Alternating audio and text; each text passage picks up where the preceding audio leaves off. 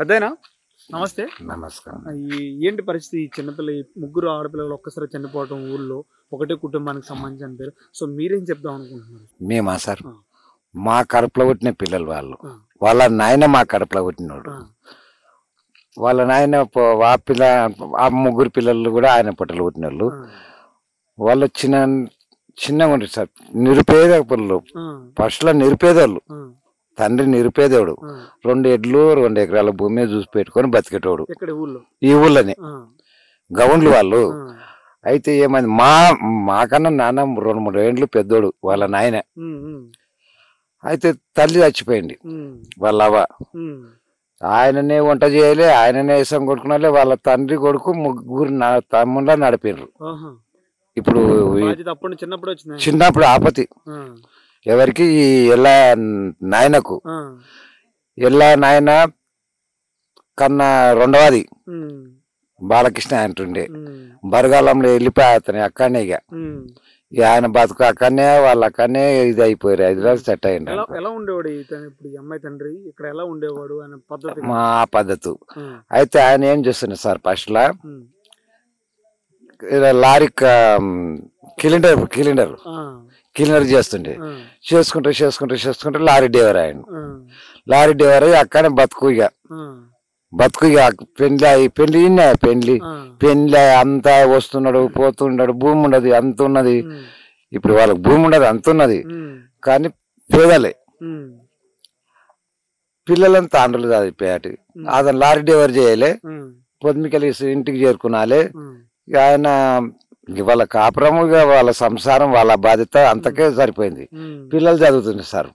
పిల్లలు చదువుతున్నట్టు ఇక్కడ నుంచి ఎప్పుడు వెళ్ళారు తాండూరుకి? ఈ గ్రామం నుంచి పిల్లలు తీసుకుని ఎప్పుడు వెళ్ళాడు ఆయన? ఈయన 10 సంవత్సరాలు కాదు సార్, 10-15 సంవత్సరాలు అయింది అనుకో. పండుగలకు వస్తారు, పబ్బలకు వస్తారు, మంచిది చెడ్డది అన్నిటికీ. ఊళ్ళో ఎవరైనా వస్తే కూడా వస్తారు. ఉండేవాళ్ళే వాళ్ళు ఎంటర్ ఉంటారు తాండూరులో. అందరితో మంచిది సార్. వాళ్ళు ఉన్న జాగా ఒకరికి తెలియదు అనుకో. ఏమమ్మా ఎప్పుడు వస్తారంటే ఇప్పుడు వస్తుంది తాత బాగుండరా ఇట్లా అని పలకరించి. చాలా మంచి బంగారం లెక్క పిల్లలు. ఆ సాగు మాట వంటలకు రారాదా సార్? మాట వంటలకు వస్తే దేవుడన ఒప్పుతాడు. కానీ చాలా బాధ ఉన్నది సార్. పిల్లలది ఇంత బాధ లేదు. మాకు దుఃఖం ఆప సార్. వాళ్ళ కథ చెప్తే వాళ్ళ అదృష్టం గాడ ఉన్నది. ఎట్లా మొన్న 17వ తారీఖు పెళ్లి ఇక్కడ చేశారా? తాండూరులో చేశారు. పోయినాం సార్, అందరం పోయినాం పెళ్లికి. ఫస్ట్ పెళ్లి, తొలి బిడ్డ పెళ్లికి అందరికి చెప్పిండు. అందరం పోయినాం సార్ పెళ్లికి. పెళ్లికి పోయినాం, షాష్ చేసినాం, తిన్నాము, వచ్చినాము. ఎవరి పనులు కాదనం పనులు కదా సార్. ఎట్లా తెలిసింది ఇలా జరిగిందని మీకు? ఎవరు చెప్పారు? ఎలా తెలిసింది? ఎట్లా చెప్పింది నా సార్, నిన్న పొద్దుగాల మేము అక్కనే ఇక ఉంటాం కదా. ఇదే మా ఇల్లు. అక్కడ పెద్ద మనుషులో కూర్చుంటాం. వాళ్ళు మాకు ఫోన్లు ఏం లేవు. ఇట్లా అనుకుంటే ఆ ఫోన్లు వచ్చింది. ఫోన్లు వస్తే మేము ఎవరు అంటాం మేము అనుకున్నాం. ఎంత చెవులకు 5-6 రోడ్ల జరుగుతాయి కదా అంటే మేము అనుకున్నాం. మేము అనుకుంటే అది ఫోన్లలో గుర్తుపట్టిండ్రు. ఆ కంకాలకే తీసిండ్రంట. మేము చూడలేము కానీ తీసిన గుర్తుపట్టిండ్రు. ఒకరు వెళ్ళిండ్రు, 2 ఏళ్ళు, 3 ఏళ్ళు అయిపోయి మా పిల్ల అని అక్కడ దాకానే ఇటనే మీ తెలివి పాలరు. 3 సంవత్సరాలు 100 ఏళ్ళ దంపత. వాళ్ళ కడుపులో పుట్టినోళ్ళు ఏదో అటువంటిది. ఊరికే కలకాలన సార్. ఇంత కలకాల లేదు, ఊరికే కలకాలన్నది. వాళ్ళ సొంత ఇదే ఊరు, ఇల్లు అదే ఇల్లు. ముగ్గురు కొడుకులు తండ్రికి. ఒకరికి ఒక ఇల్లు ఉండదు, ఒకరికి ఒక ఇల్లు, ఎవరి ఇల్లు వాళ్ళకే ఉండదు. ఆడ వేసిన ఇల్లు వాళ్ళదే, అదే ఇంట్లో ఉంటాడు. ఎలా దీని అందరికి కారణం రోడ్డు సరిగ్గా బాగాలేకపోవడం, ప్రభుత్వం సరిగ్గా పట్టించుకోవడం అంటున్నారు కదా. Road problem sir. అట రోడ్లు ఎందుకు వేయలేదు? ఇంకెలా ఎందుకున్నాయి రోడ్లు? ఏమో సార్, ఎట్లనో రాజకీయ నాయకులు ఏరా అంటే వేస్తాం, మోతుతాం, పోరా అంటే పోతాం. అంటే రోడ్లు లేక పట్టించుకోవాలి. ఇప్పుడు అన్ని అంత డెవలప్మెంట్ జరుగుతుంది కదా, ఎందుకు? ఏమో సార్, డేవారు వాళ్ళ బస్సు డేవాళ్ళు, లారీ డేవాళ్ళు, మేమేం చేస్తాం? మేము సాంతాం సార్ మేము. కానీ మాకు మస్తు బాధ ఉన్నది సార్. ప్రభుత్వానికి చెప్పాలంటే మీరేం చెప్తారు పెద్ద? ఏం చెప్తాం సార్, ఏం చెప్తాం? ప్రభుత్వం చెప్పాలంటే మాట అంటూనే పట్టించుకుంటాడా? పట్టించుకోరు. మా పేదలని ఎవరు పట్టించుకోరు. తుఫాన్లు అయ్యి చచ్చిపోయి బతుకుతున్నాం. ఎవరైనా పట్టించుకుంటున్నారా సార్? అందరం తినేది అన్నమే. ఇప్పుడు మా కష్టం చేస్తేనే మీ పొట్టకి అన్నం. ఇంత బంగారం ఉంటే తినరు, రూపాయలు ఉంటే బుక్కరు. రైతు కష్టమే, రైతు పోతున్నాం. ఈ వాళ్ళ అదృష్టం అందులో ఏదైనా సార్. మరి ఏం చేస్తాం? కానీ ఊరికి బాధ మానేస్తున్నారు సార్. ఇంత బాధ లేదు చిన్నది మాకైతే. అట్లా మా గటువంటి మీ ఏజ్ గ్రూప్ నాకు తెలుసు దాదాపు. ఎట్లుంటారు పిల్లలు? ఎట్లా ఉంటారు? ఏమవుతారు మీకు? చెల్లెలు, అక్క చెల్లెలు. మాట్లాడి చివరికి ఎప్పుడు మాట్లాడారు? పెళ్లి రోజు మంచిగా మాట్లాడి సరదాగా మాట్లాడుకున్నారు. కానీ ఒక్కసారిగా ఇన్సిడెంట్ ఎట్లా జరిగింది? వాళ్ళు అంటే పెళ్లిలో సరదాగా డాన్స్ వేసి సరదాగా మాట్లాడి సరదాగా ముచ్చట్లు చెప్పిన వాళ్ళు ఒక్కసారిగా లేరైనప్పటికీ అసలు ఏమనిపించింది? ఎట్లా తెలిసింది మీకు?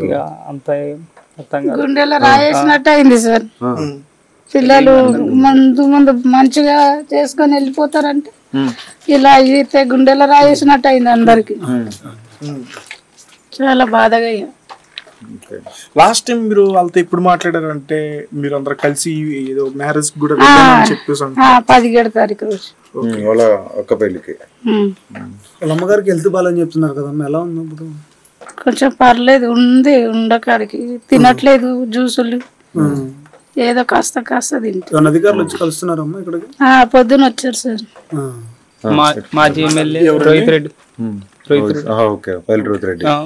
అంటే ఇప్పుడు చదువుకున్నారా మీరు? వాళ్ళు చదువుకున్నారు. చదువు గురించి ఎప్పుడైనా మాట్లాడతారు వాళ్ళు మీతో? మంచిగా చదువుకోవాలని. ఓకే బ్రదర్, ఒకసారి మీరు రండి. మీ ఒపీనియన్ ఏంటి అసలు?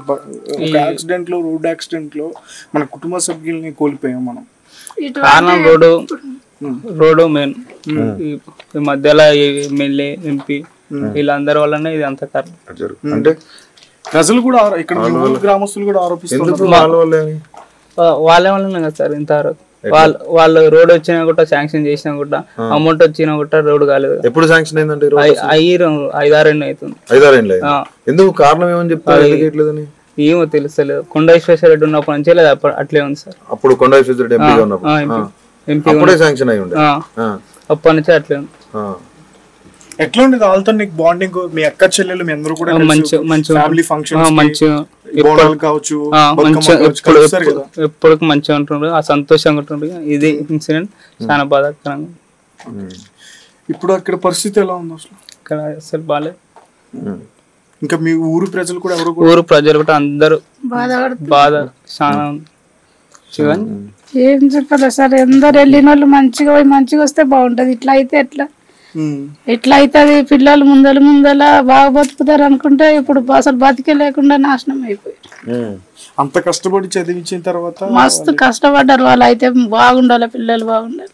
ఒక పక్క నాన్నగారు చదివించడం, వాళ్ళు కూడా అదే కష్టంగా చదివారు పిల్లలు. ఆ పిల్ల పెద్ద అయితే డ్యూటీ కూడా చేస్తుండేనంట, జాబ్ కూడా చేసేది.